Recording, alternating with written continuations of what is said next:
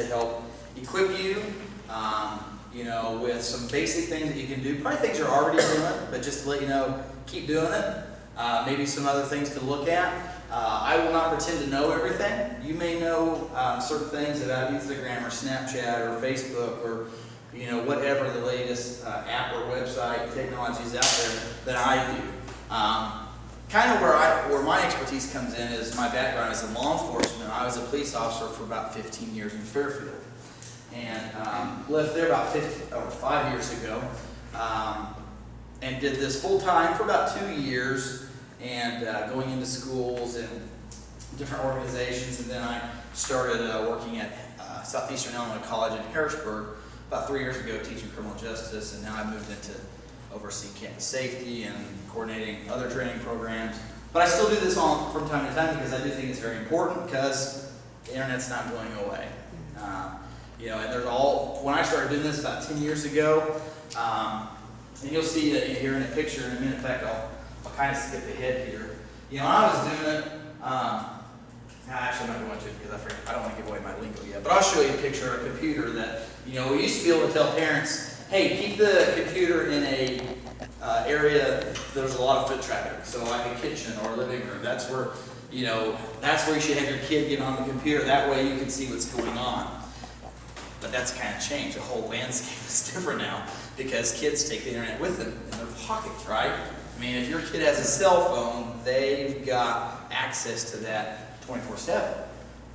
And so instead of websites, we're talking about apps. Now it's not just a computer, it's tablets and Xbox 360s and, all these gaming consoles. So they're kind of inundated with it. And also, our kids, our grandkids have grown up not ever knowing a day when the internet didn't exist, or not ever knowing a day when it did exist. It was sometimes more pain than it was worth it to get on, because that modem took forever to dial up, and then it'd get kicked off, and they don't know that stuff. So my kids say, "Oh my gosh, our Wi-Fi is so slow." I'm like, no. You don't know what it's like. Okay? But it's different. They're what we would call digital natives because they've grown up with it. A lot of us aren't. Okay? So we're all going to be at different levels here. Some of us may not be very comfortable at all with technology. Some of us may be experts in technology. And a lot of us in between. Again, like I said, I don't claim to be an expert in everything, but from one parent to another, and as a grandparent myself, I want to make sure that my kids are safe online. I want to make sure that they're also making smart choices, because what I was sharing with the kids earlier today is that the number one person that they have to worry about, well, I'll just ask you. Out of everything that's going on with the internet and all the different kinds of people that are out there doing stuff, who is the biggest danger to your own child? Themselves. Absolutely. Themselves. And the information that they post, the information that they share. Sometimes not realizing it. I mean, many times, most times, it's not intentional. They're trying to cause problems for themselves later on. They just don't realize the permanency of what they post. And sometimes we as adults, probably most of us in here don't have that issue, but we all know someone who has probably posted something they shouldn't have. And then kids see that doing, adults do that. It doesn't set a good example, and it makes our job harder as parents. But so the big thing I have to do is help our kids understand the permanency of what they do, that it's not just there today, even if they delete it, and all kinds of things. Speaking of technology, we can get I tell my kids with their phone, no, it's all right, because I'm going to use it. I tell my kids with their phone, like my phone's ringing, right, or it buzzes for a text message, and they're like, "Are you going to get it?" And I'm like, "Yeah, eventually." Kids have to check it then and there. I'm like, you know what? When you become an adult and you get a job and you do all this other stuff, the phone's become more of a nuisance than anything. When you're a kid, it's fun. It's a toy. You get to play on it. It's a way to connect with friends. But later on, it's just a way for someone to get a hold of you that maybe don't want to get a hold of you, or work to call in, or whatever it is. So anyway, technology is just there's a difference, right? There's a generation gap, if you will. And so, again, I commend you on being here. I think sometimes parents maybe take the stance that, that's fine for my kid, but not really for me, and I don't want to have to learn all that stuff. I say you have to learn all that stuff. but you have to know enough about what your child uses to be able to do your job as a parent. Okay? Whether or not you use technology much or not, you need to know what your child's doing. You know, the best example I can give is I played football in high school many years ago. And as far as I know, my mom never, ever played football. But she always asked me about practice. She was at all my games, and she was involved in that aspect of it. You know, she supported me in that. Same thing with internet-related stuff. Your kids are on there and using it one way or another, so you need to be involved in that aspect. So, let me go back real quick to the opening thing. I mean, that can be overwhelming, right? You start thinking, what all is out there?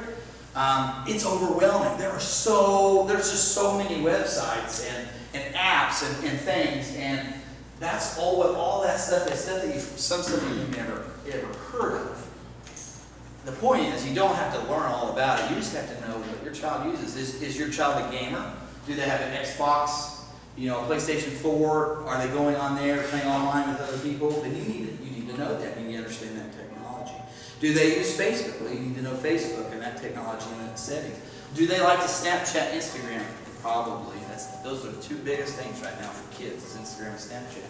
You need to know what's going on there. You need to know, you need to learn privacy settings and encourage them, to do the same thing there. So, but you don't have to learn everything.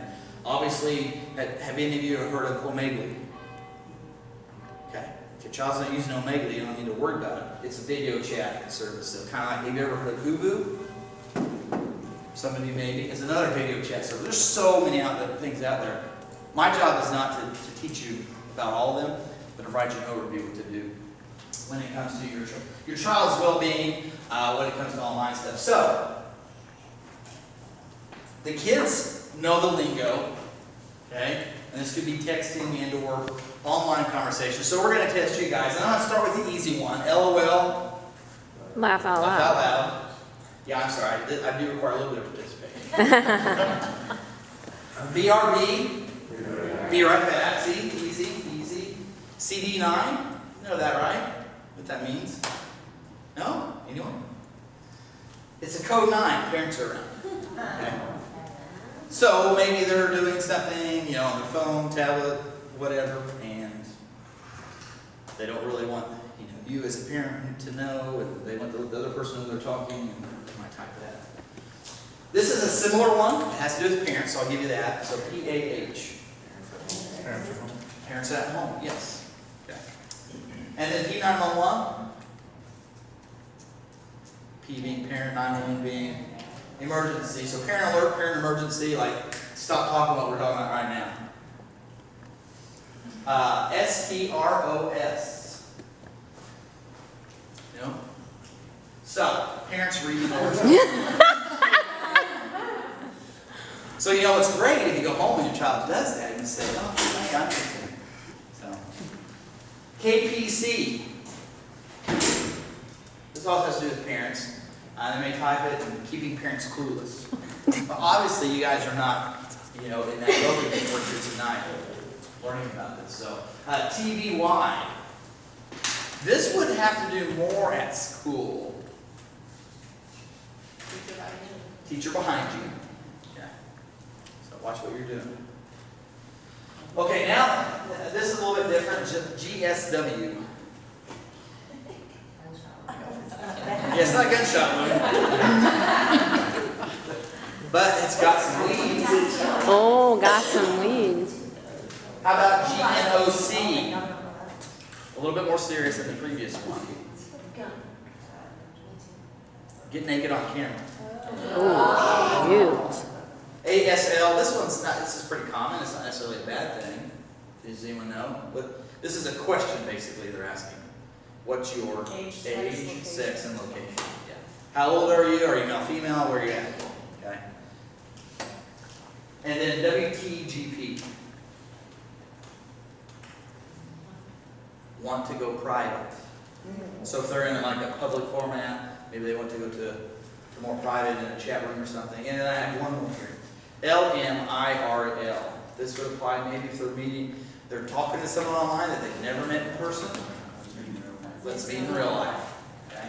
Now, this changes all the time, it's updated all the time. If you wanted like a chat dictionary, if you will, just Google it. Just Google chat lingo, chat dictionary. You'll get several of them that'll pop up there on that first page that you can pull these from, and it's amazing. They just go on for pages and pages. There's a whole language out there.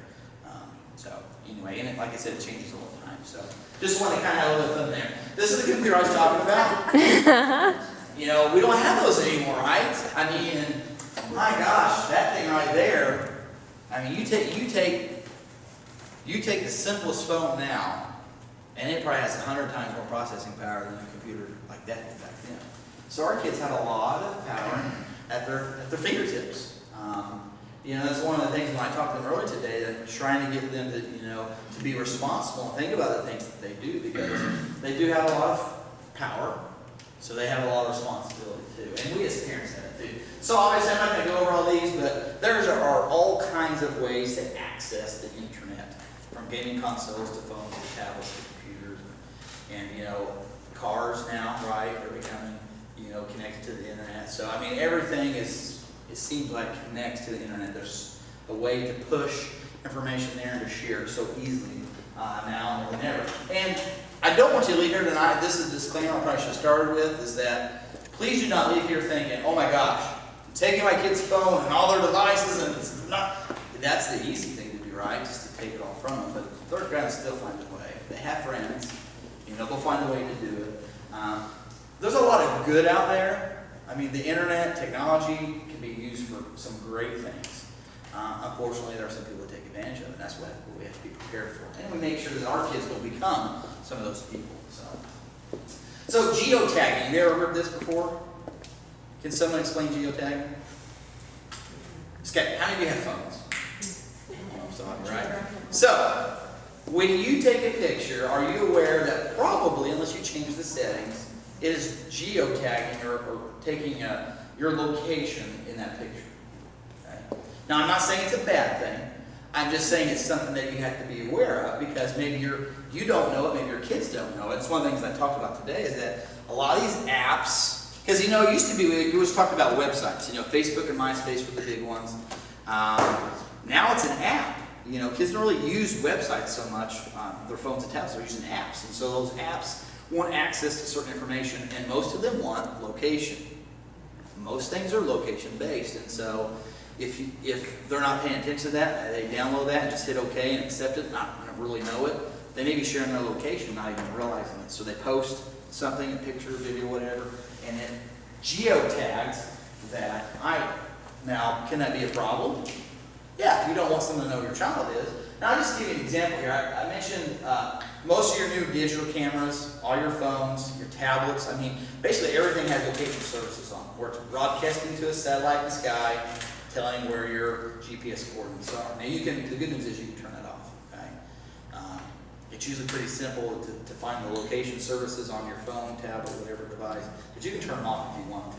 Now, it may affect some programs that you run or apps that you have, because again, they're location-based, but you can change them. But anyway, I thought this was interesting here. This is, anyone use Mozilla Firefox? It's a browser? Yeah. I like it because it's got a lot of add-ons, a lot of extensions, and one of the free extensions that they have is what they call this EXIF viewer, E-X-I-F viewer. And it's free, and what it does is it goes and finds your EXIF data in the pictures. What EXIF data is basically all kinds of information about the picture that you don't even realize, including GPS location. So what I did is I took a picture out my front window of my office. That's my old car out front there in my driveway. So I took that picture, and then I uploaded it onto the internet, and then I went to Mozilla, used this free add-on. And what it did is it found the GPS coordinates that were contained in my picture. And then what was really nice is what it did is it gave me a link to a Google map. And that was the map it gave me. Now, I know you guys don't know where I live, but, you know, and this was a few years ago, so GPS technology is not quite what it is today. But where that's at is actually exactly where I live. And that was 3 years ago. So the point I'm trying to make is it's amazing what information is out there that we don't realize. So If you're concerned about, your child sharing location or yourself, turn off those location services, find out how to do that, okay? Questions about anything so far? Yes? So if you turn off the location on that, can you still use Find My iPhone? Because Probably not. it's my favorite app in the world. Yeah, I don't know what my kids are, but I don't want everybody else to Not just know. like looking at his pictures and it'll tell you. So, okay, so you're wanting to know about finding theirs. Well, obviously, if you turn it off on theirs, no, it would not work. Yeah. So, But, okay. if you turn it off on yours, Yeah. then it could possibly still And work. on the flip side, if something happens to the child, that is a way for law enforcement to be able to find where they're at. Right. And here's what's not, and that's what I'm saying, there's good, bad, and everything, right? So what you have to as a parent say, okay, yeah, I realize that maybe my child's location could give away. However, I think that the other side of that is worth doing that. That's your choice. I'm not here to tell you. I was just curious. Yeah. But no, if you turn it off on those devices, then no, that will not work. Just specifically photos. Specifically Apps, you can Yeah, absolutely. If you go into apps, Yeah. yeah, you can turn off that, location Or for Snapchat. those. Yeah. Yes. It's not just in general.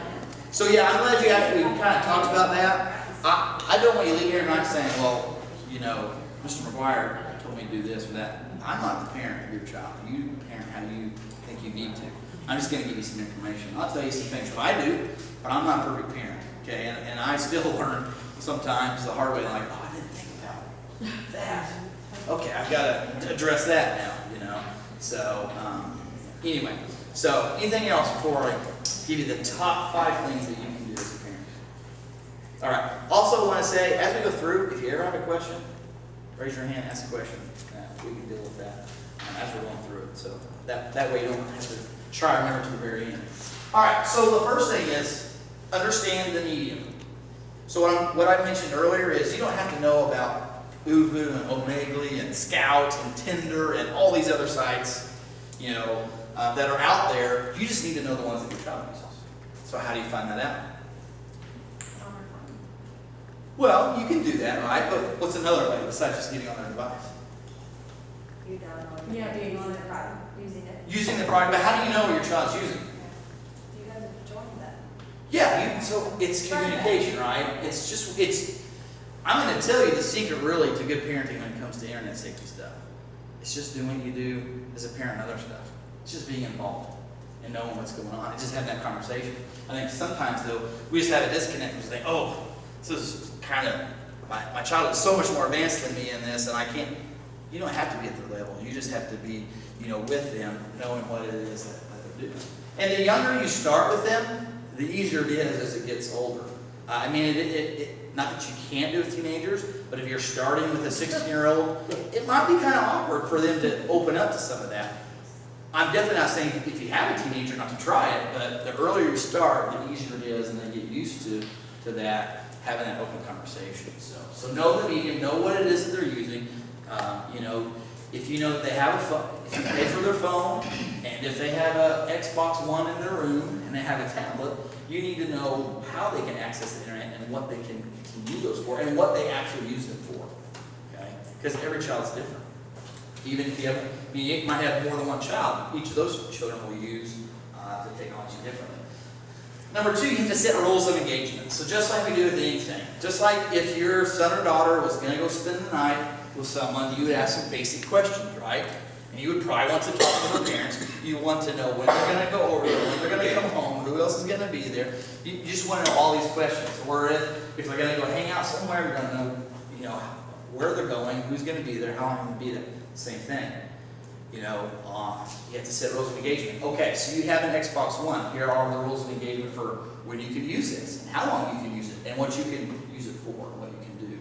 So when you establish those, and they know those, and they know the consequences are for those, and then when they violate them, and there are consequences, that helps, hopefully, to get them on track with what they need to be doing, just like you would do with any other issue that you would deal with as a parent. And I just got it right into number 3, enforce the privacy settings, okay? You need to express your concern to your child about, their information that they have and what they're putting out there. And then help them learn about those privacy settings, Because I think, like I said, too many times, and not just young people, but I think us adults do it too, is that we hit that download or, install the program, the app. We don't really think everything that we're giving it access to.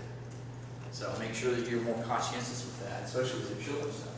And then use technology to your advantage. Again, it is not a bad thing, it's a good thing. So use it in a good way.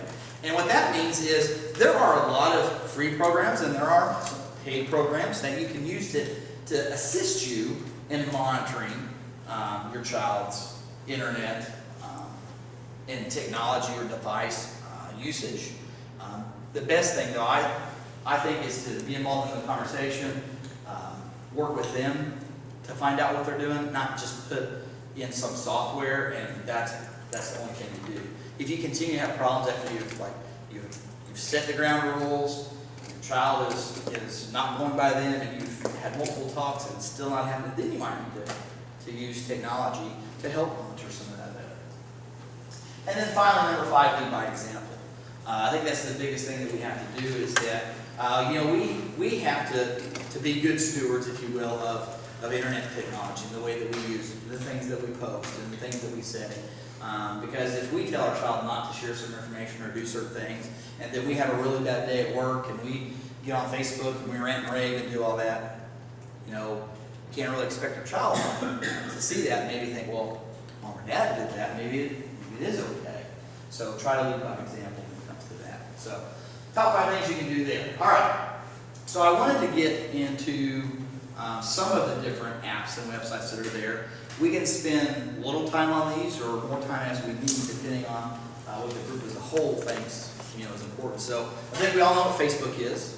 All right. How many of you use Facebook? Okay. What I'm seeing is that less and less young people are using Facebook. Okay. Now, so those of you that are in here, how many of your children have Facebook? Not very many. I don't know how younger kids are, that's the thing, so. But what I'm seeing, and I talked to 4th through 8th grade today, what I'm seeing is that the numbers of kids are shrinking as far as, this is just my anecdotal evidence, this is not research based, but especially in elementary, junior high age, it's less. Do you have any explanation why there'd be less kids getting on Facebook? There's too many parents are on it. Yes. I mean, yeah, when all the parents start rushing over to Facebook, the kids are like, forget this. Yeah. I'm not going there anymore. And a lot of kids, they'll set up a Facebook and they'll have it and and that way you think that they're there, but they're not really there, because they're, what do you know what they're using? Snapchat. So how many of your kids use Snapchat? What, Instagram? Yeah. Anything else? Twitter, yeah. Twitter's becoming really, really popular. Musically, another one. Yeah, that's an app, right? I don't know if that's talking back and forth. I think it's just more. I don't know much about it. My teenage daughters exposed me to it like 2 weekends ago and said something about this because we do some goofball things sometimes and they were telling me about this because they said you can do this and I haven't really checked it out like I should have. But that's a simple thing. Like, my daughters offer that information. Like, oh, Dad, you gotta check out this Musically. It's really cool. So I know that they're using it. So then I go find out what does it do, what does it share. It's just doing what you do as a parent, on anything. So anything else that you hear kids talking about or using? Okay. I think those are. There is something that like the 3rd and 4th graders are using. It's like Wishbone or Wish something, but Okay. it is something that they talk back and forth on. I haven't looked into it, but all of them have. Madeline doesn't have a phone, but I know that there are several kids in the 3rd grade that already have cell phones, and they're talking back and forth with their friends through some younger version of some sort of an app. Okay. So there's something out Interesting. there. Okay. Yeah, I'd be curious if you actually find out what that is and let her know so she let me know because I haven't heard of that. Yeah, she asked me if she could download it, and I said, no, not yet. Right. So. Yeah. And that's the thing. I sometimes have parents ask, well, what age do you think is a good age for? That's your decision, like I said earlier. If you think your child's mature enough, okay. You know, it's all gonna be, my 9-year-old, he has a YouTube channel, okay? But I monitor it, I'm the one that logs him in. When he does videos, I look at it before we post them, and we do that. But he likes Minecraft. I mean, your kids like Minecraft. I like Minecraft, I'm sorry. But anyway, I'm a big kid. But anyway, so he likes to shoot videos where he's doing like stuff on Minecraft. And so I let him, because he's creative in that aspect. And so I let him have that outlet. But now I have certain settings on YouTube set up so that, you know, I know that things are okay. So, you know, now my 9-year-old, he doesn't have a phone yet though. Okay? So every parent, every child's different. You have to decide what it is, what's right for your child. But obviously Facebook, I mean, we know what it is. It's still the most popular social media site. I mean, there's like 1 billion users, you know, worldwide. Out of 7 billion people in the world, there's 1 billion of them on there. So now I don't know how many are still active, but anyway. Speaking of YouTube, this is YouTube. Your kids probably watch YouTube videos all the time. There are ways to set filters up, and to, you know, so because there's a lot of stuff that you might not want them to see. So you do have to be careful, especially for your younger kids. You may want to monitor that, set up, you know, that filter where they're not getting access to some of those videos that are questionable. I mean, they do a pretty good job of getting rid of the really racy ones, but you know, it's not a perfect system. Things slip through, and sometimes it takes a while to get it. Sounds like you have an interesting story. Well, I do. It was just my daughter typed something in she meant to type in Teenage Mutant Ninja Turtles for Miles. She didn't spell ninja right, and as I'm sitting here listening to Teenage Mutant Ninja Turtles that have been dubbed over, it was Teenage Mutant Ninja Turtles. Yeah. So the language on there was like, whoa, what is that? So yes, I could definitely filter through there. Oh yeah. Yeah, I mean, so you just have, and things can happen, yeah. So you know, my 9-year-old, he has a Kindle Fire that I let him use, but we only let him use it for certain, you know, times of day, and he only has so much usage, and he's in the living room when he uses it. So even though there's not a desktop computer anymore, I can put him in where I need him to be, so it's a little bit easier to monitor. So if he accidentally typed that, I would hear it, hopefully, and you know, could address that. So. But I also like that Kindle Fire, by the way. I got a kids edition, and so I was able to set up all these parental controls, and he can't download any app without I have to put in the password, and I really like that. So just know that technology exists now. I mean, it's great. So you have the ability to do that. The iPhone, if you're on the family share, then you set up a kid's account, and any app they download has to be approved by me. Okay. So, Good to know. I don't have an iPhone, so I'm an Android user. So see, that's what I'm saying. I don't know all that stuff. So.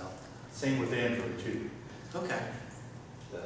It's So you can do it through Google Play, the Google Play Store? Okay. Google Play also has that. Yeah, see, there's just so much, it's hard to keep up with, but. Well, some of that I consider the parent's role to build up the child's filter.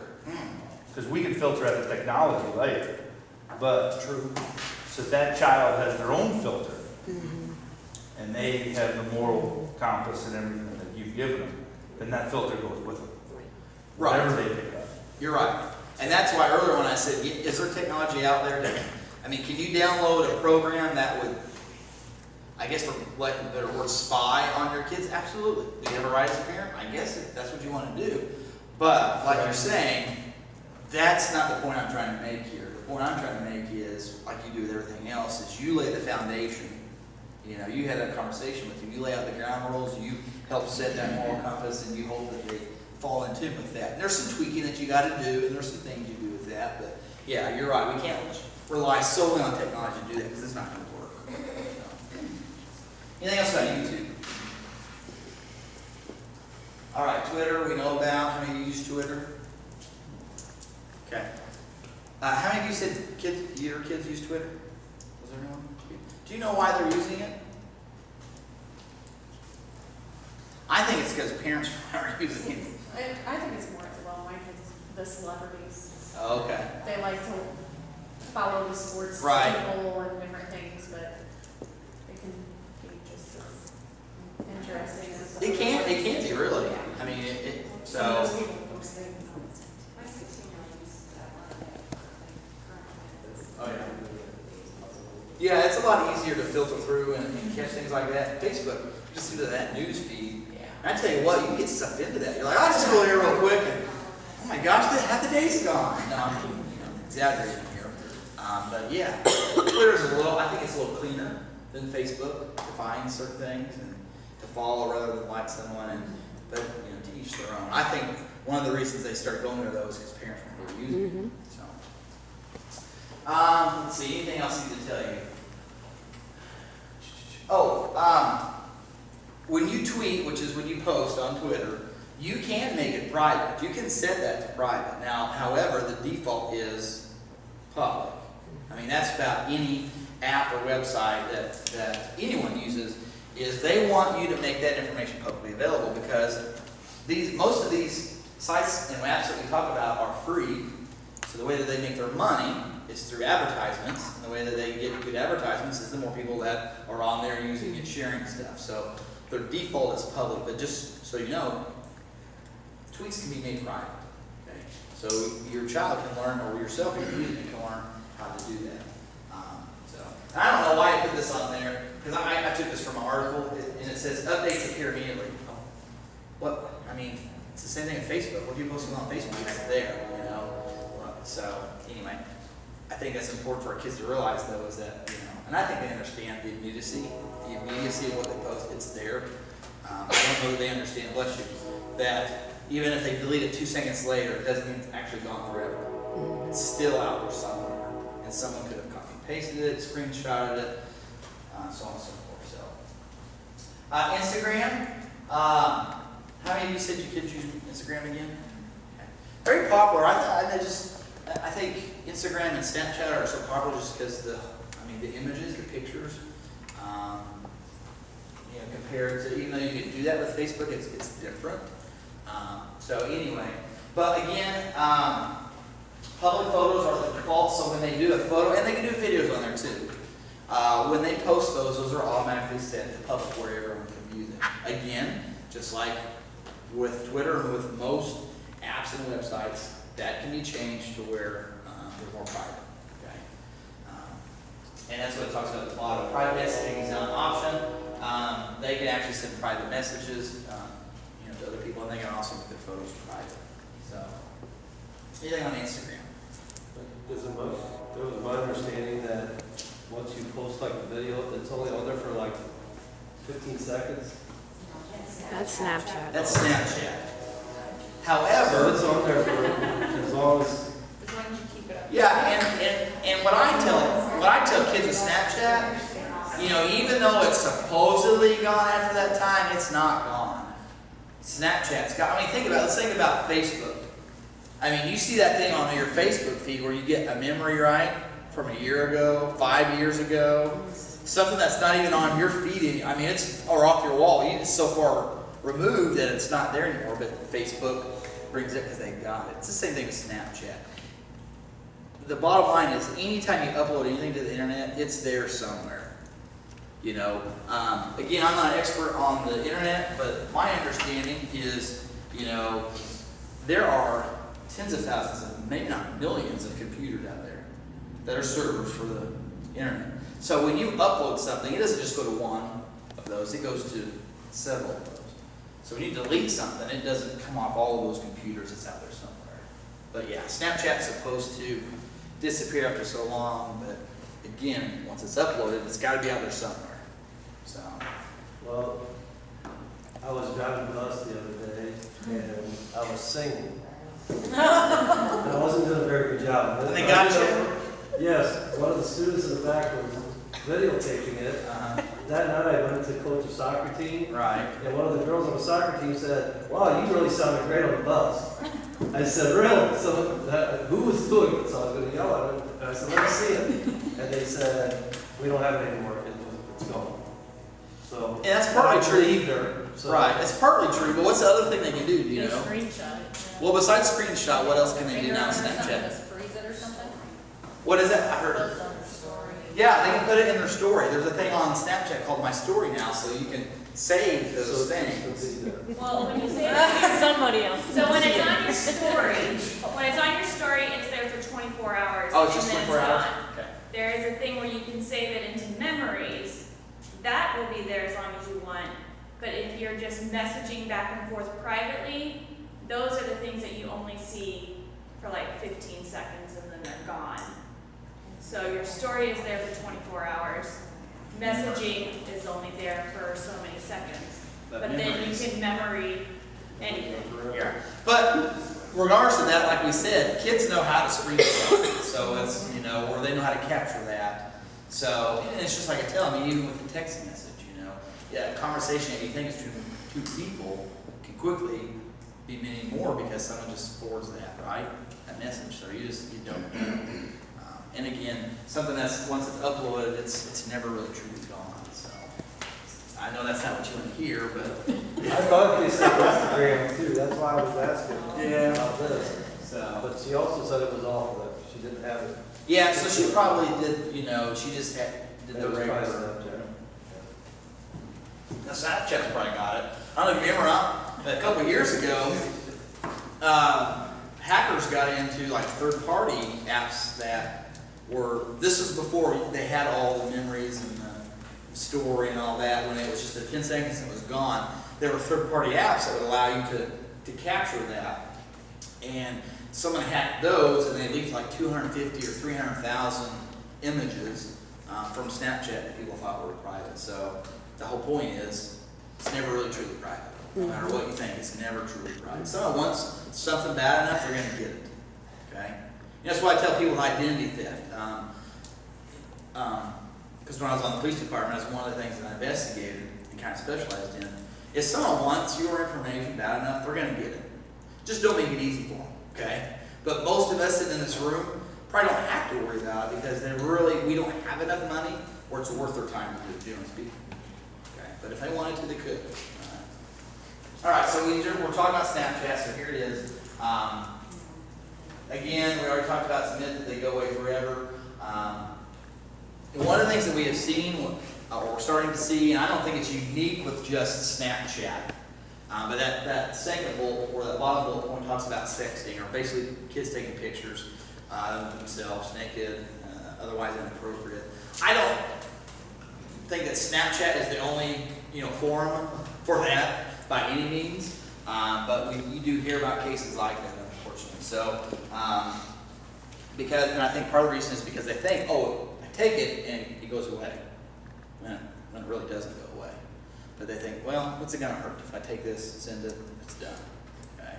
Unfortunately, when I was on the police department, in about an 18-month span, we investigated 3 cases of kids that had taken pictures and stuff like that, forwarded on, and then got shared and shared and shared. And one was a 6th grader, one was an 8th grader, and then we had a freshman in high school that we had to deal with. So. And those kinds of things are happening in Germantown. Yeah. Yeah, I was going to say, don't think, because I think, did I tell you I'm from Fairfield? I mean, Fairfield's not that much bigger than you guys. I mean, we're not a, huge town, and it can happen. And the thing I try to explain to kids is that probably the biggest thing that can happen with sharing something inappropriate, whether it's a picture or a text or a post or a video, is the damaged reputation, that you get and the embarrassment. And living in a small town, that can be the biggest deal because everybody knows everybody, so it can be awkward. And from the school district's perspective, if something like that is brought to us, we have to report it to DCFS and the police department. So, yeah. Yeah, you're talking about like the inappropriate, the naked pictures? Yeah, because technically it's considered child pornography. Yes, it because is. someone under the age of 18. So now they have changed the laws a little bit where it's not, it used to be, it was a felony no matter what, but now they've changed it for those under a certain age and it's not severe. But what we always express to people is that, even if you didn't ask for the picture, but you got it and then you forwarded it on to someone, it's just as if you did take it yourself. Once you forward it, you're getting as much trouble as someone who took that picture. So tell your kids to, if they get one, they need to let you know about it. Okay? I know you don't want to know about it, probably don't want to see it, but you need to know about it so they don't do anything else with it. So, and kids don't call it sexting, it's what us adults call it. It's probably gone on for longer than we realize, but I think just with everything that's out there, it's a lot easier to do. So, anyway. That goes back to what we're talking about, though, the moral compass. If, we explain to kids, why it's important not to do that, out of respect for themselves and people. But anyway. Ever heard of this one? I haven't heard. Okay. And your kids use it? It's just a message device. It's whether you have an iPhone or an Android phone, you can use this app. At one time, there was this came around when there wasn't any way for you to really use the messaging between the two. So this is a cross-platform one that came along. But it also offers other features that sometimes you can add other things with. There is an open forum, so to speak, where they could talk to someone they don't really know. So that could be a problem. Okay. Again, it goes back to talking to your kids that they shouldn't be having conversations with people that don't know real life. Kids are trusting. They believe that someone tells them something that's the way it is. Unfortunately, that makes them vulnerable. So what my message was to them earlier today is that just because someone has a picture and everything looks great and all that doesn't mean that's who they are. The one thing that I realized that I forgot to, I usually always ask the kids, how many have a Facebook? And I did ask that, but then I usually follow it up with how many of you are 13 years of age? And only about half the people who raise their hands keep their hands raised because they're not 13. Now, I'm not passing judgment. I'm just saying 13 is technically the age that Facebook says you're supposed to have a Facebook. But we have plenty of people under the age of 13 who get a Facebook. So the point I usually try to make with kids is if you were able to lie about your age, in other words, you were 9, 10, 11, instead of 13, and you could lie about your age, what else could people lie about? You could lie about their whole identity, their whole location, everything, and that's why we don't add people, that we don't know in real life. So anyway, again, just make sure you reinforce that with your kids. So, you guys know what this is? Vine, yes. So Vines are really short videos, 6 seconds, but I think can you go up to, is it 15 now? Okay, so, but anyway, just really short videos. And again, just like anything, there could be good stuff. I've got a few people that I really like to watch on there because they're funny, but there are also some inappropriate stuff out there. So again, kind of going to YouTube, you have to really filter that, know what's going on there. You also probably need to know whether or not your child's uploading videos to Vine. So, okay. So those videos, they don't go away. No, that's correct. That's correct. They don't go away. I mean, they can delete them. But I mean, it's like anything, they can delete them. But typically, the way that Vine works Take all your is, videos down. yeah. Maybe you should start your own Vine. Vine is associated with Twitter. Okay? So you know that. It's associated with Twitter. It's their video. Another thing that I've experienced, even though my kids weren't using certain things, people were babysitting them and using them. And so that was a conversation that I had to incorporate with babysitters that, I didn't want things shared through Vine or different things. Just because that was something that I never really thought about. My kids were so young, it was like, okay, I know they're not using technology, but then something was brought to my attention and it was like, oh, reality check.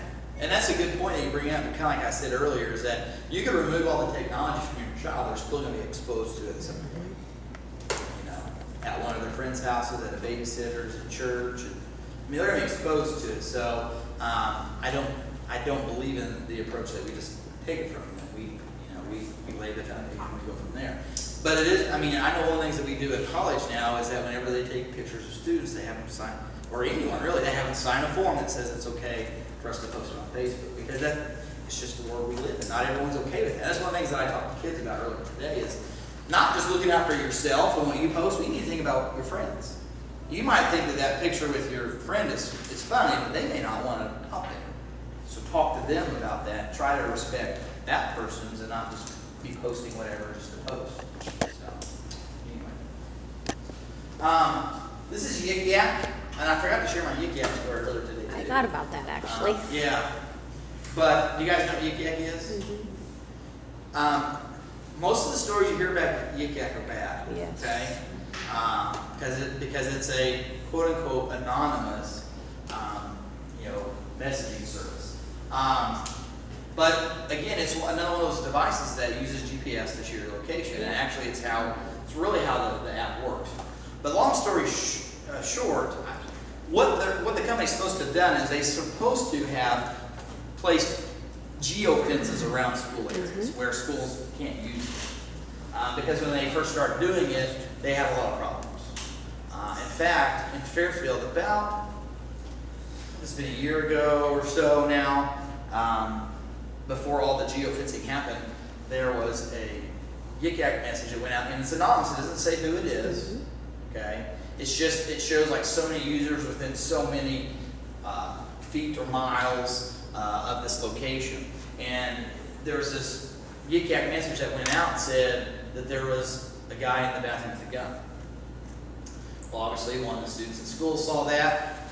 Now panic starts. Police department gets called. The school gets locked down. 3 hours later, after building search and no one's found, find out that this was a hoax. And the person did it because they thought they were anonymous. However, no one is ever truly anonymous. No matter what you think, there's always a way to find out who you are. And the police called up Yik Yak and said, here's the deal. And Yik Yak said, here you go. Here's the IP address of that person. They tracked it back down to the person and arrested them for making a terroristic threat. So it's the other message that you may explain to your kids, whether it's that or bullying or any issue. It doesn't matter what you think you're doing to be anonymous or what site says you're being anonymous. No one is ever truly anonymous. You can always be found out. So, but have you guys had any issues with Yik Yak? No, I don't think we have much use here of Yik Yak. Probably not. And it's probably when it's blocked. It's not for the school. I mean, it doesn't mean it couldn't be used in the community. It's just usually not within so many feet of the school because that's where they receive the biggest issues. I know that there was some use of it at the high school level. Yeah, that was something there, so they had problems with it at Central. Yeah. And And it's, they must have cracked down on it, and I don't know how they did that. yeah, usually what started happening is that because there were so many problems that the company started doing research and finding out, okay, where are the schools at, and get the GPS coordinates, and then they basically placed a geofence,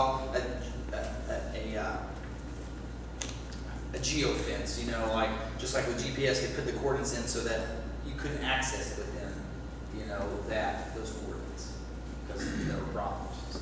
But I would suggest finding out if your kids are using Yik Yak. Yes, because there's a lot of inappropriate stuff. I mean, I downloaded it and checked it out, and I was amazed at what some people. It's just amazing. I kind of give you an idea. I created a Yik Yak account for myself last year because I heard that there were some problems at the high school, and I had a high schooler. So I created a Yik Yak account, and basically what happens is, my son was playing football, so we went to a football game. I don't even remember where it was, somewhere in Southern Illinois, and I had my phone with me, and I went on Yik Yak. So what happens is, where you go, that you see the Yik Yaks that are posted from that area. Okay, so then if I went to Breeze, I would see the Yik Yaks posted in that area, and if I went to Centralia, I'd see the Yik Yaks from that area. And I can tell you that a large majority of it was very inappropriate. Yeah. Probably sexual. Sexual, fighting, bullying. It's because, unfortunately, when someone believes that it is anonymous, they will do things differently than what they normally do. Unfortunately, they will say and do things they wouldn't normally do because they think that they can hide it. So yeah, you do need to know whether or not your kids have that and have a conversation. Why? They may have just downloaded it because I heard other people do it. They may never used it after that. You probably still need to know. But like you said, so unless I'm in Centralia, I'm not going to get Centralia's GPS. Right. I have to be within. It's usually within so many miles, I think, Right. of that before you get that. So, You guys know what this is?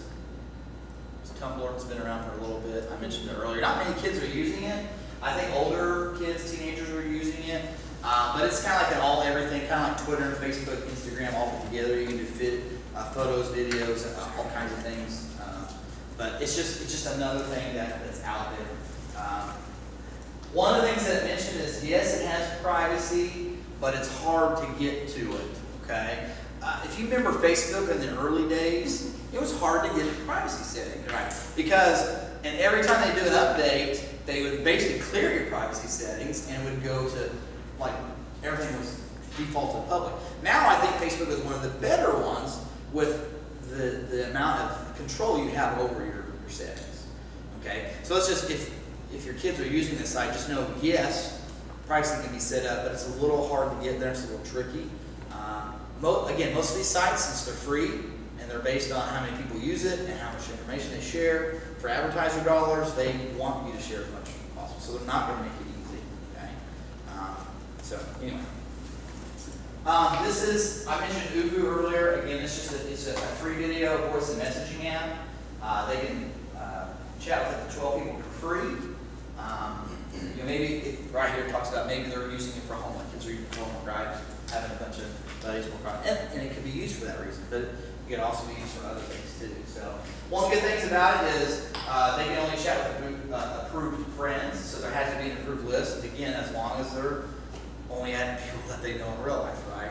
Then that's not an issue. So, and then I mentioned Omegle. Now Omegle is kind of scary to me because when I first found out about it, I went to it. What it does is you go there and you don't have to have your camera set up, but you will see other people's cameras, and you just don't know what you're going to see.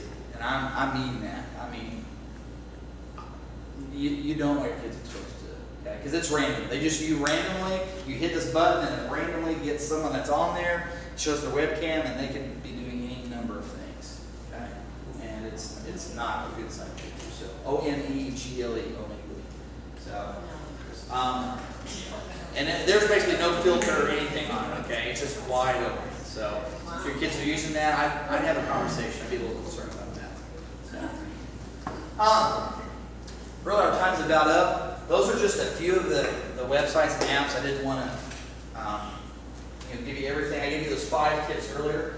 But I thought it was interesting, this headline says, parents are more worried about the kids having time for homework than being bullied on social media, according to a recent survey. And not that parents are concerned about bullying, but what we're finding out is that with so much stuff out there, it's easy, our kids are easily distracted. And while they could use that for homework, that's not the number one things kids do with social media and technology, right? They're doing other things that's distracting. So anyway. But here's that list there. That 52% of them thought it's time away from their homework. Another 45% are concerned about adult predators. And I will tell you this, there are predators out there, but many times the media exaggerates how many there are. Okay? I'm not making light of the situation. I was involved with the task force for 3 years at the FBI and the Attorney General's office. We actively investigated people who solicited children online. It is very real, but it sometimes gets blown out of proportion by the media. Okay? It's not probably the biggest concern that I would see out there. Anyway, and then you can see all the way down here is that only 21% were concerned about children being bullied. If your child is having an issue on the internet being bullied, you need to have a conversation with them, find out if many times it carries beyond that. It may be happening face to face, and it may be happening in school. So if you find that out, then you need to get with the school and work with them on that. So, and I also thought this interesting. Talks about making sure your kids have a digital checkup, just like your kid every once in a while has to have a physical, right, for school, for sports and stuff. Let's talk about doing a digital checkup. And so a lot of these things really kind of are what we talked about. I like this first one. Stop believing that the way you perceive things is the way they actually are. Okay? I don't pretend to know everything, and I may think things are a certain way, but I've still got to have a conversation with my kids to figure out if that's really the way it is or not. We got to look into it. Talk about setting rules and boundaries. I can't stress that enough. I mean, you have that in other areas. Make sure you set them and make sure you follow through with them, right? We all know that if we set consequences but don't enforce them, then those rules, boundaries really don't matter later on because kids figure out how to do it. And to be an example, teach our kids to be positive online. Again, that goes right back to that being an example. We cannot tell our kids not to post when they're having a bad day, that stuff, and then if they see us doing it, it doesn't go very well. Encourage your children. This goes back to what we're talking about, that moral compass. Teach them to be encouragers of other people. Rather than, we all know there's enough junk and drama out there. More people should post positive stuff and build people up. So, I talked about this earlier. Don't post the photos that you haven't received consent from. Teach your kids to be choosy. They don't have to have every app and every, they don't have to have all that. Okay? You might have a conversation like, why do you have all these apps? I mean, do you really use them? Well, no. Tommy was talking about it, and I checked it out. But well, do you use it? No. Well, then let's get rid of it. Okay? Because even though they're not using it, it still has access to that device. So you want to get rid of it. Okay? Also, let them know that I don't know how many kids keep diaries anymore, but online is not the place for a diary, right? Keep that in an actual diary at home if they want to do that, but not online. It does not belong there. Because what are employers and colleges doing now? They're checking online presence, and you might not think, well, my kid's just in 4th grade. Well, bad habits now, though, if they continue, at some point that stuff could catch up with them. And I know stories of people where it has. I'm not saying not from something they did in 4th grade, but if they start bad habits then and they're doing it in high school, that could catch up with them. We talked about not adding something they don't know in real life, staying engaged. I mean, I can't stress enough that that's your job as a parent and everything, right? To stay engaged and being in that part of that conversation, on a regular basis. No, you don't have to know all the new trends. You just need to know what's new with your child. If they're using a new app or going to a website, or maybe they like going to Lego's website. I mean, whatever it might be, each child again is different. So, know who your kids are hanging out with, just like you do in the real world. Make sure that you're doing that online. I used to check, and still sometimes do, my kids' friend list. Like, do you know that? How do you know that person? We're in Fairfield. How do you have 750 friends? Really? That's you know more people than I know, and no. So start going through that. Tell them to be choosy. That kind of goes back to choosing on who they pick for the friends, choosing on what they do online, on what apps they download, what apps they use. And make sure that they know that they're going to be Googled. By the way, have any of you ever Googled yourself? Oh, yeah. Yeah. Is it amazing what's out there on you? And that's probably just tip of the iceberg, really. And some of it's not correct, probably. Okay. So what we have to explain to kids is that, and it's easier now than ever to get information on someone. Make sure that you control what information people get. Control what you're doing. I mean, I guess in a way, we have a job, and young people have a job of marketing themselves, really. It's a marketing thing that they have to be careful what they put out there, because they may market themselves in a bad way, right? And what they put out there could have a negative reflection on who they are. And unfortunately, living in small towns, well, that's not unique to small towns, but people judge based on what they see, right? So if someone doesn't really know you and they see all this stuff on social media, they don't know any better. I sometimes hear that from people. Well, that's just who I am online. Well, that's who you appear to be in real life to other people. The two need to be associated with the same. Hashtag downtime.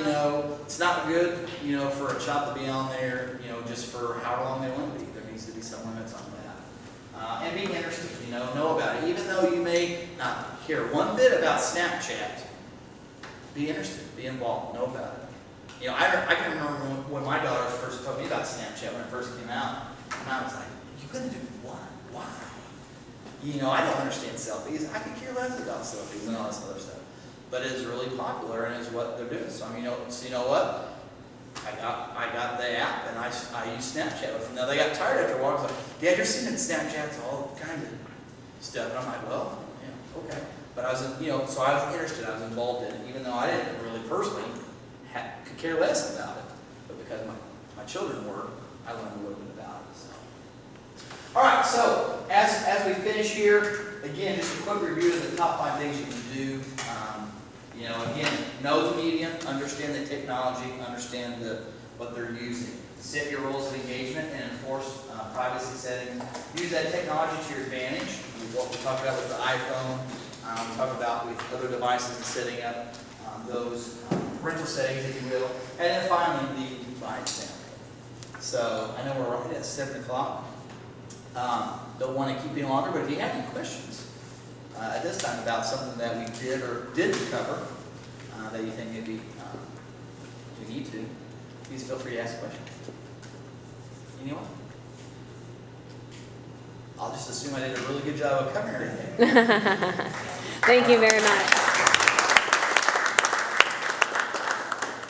All right.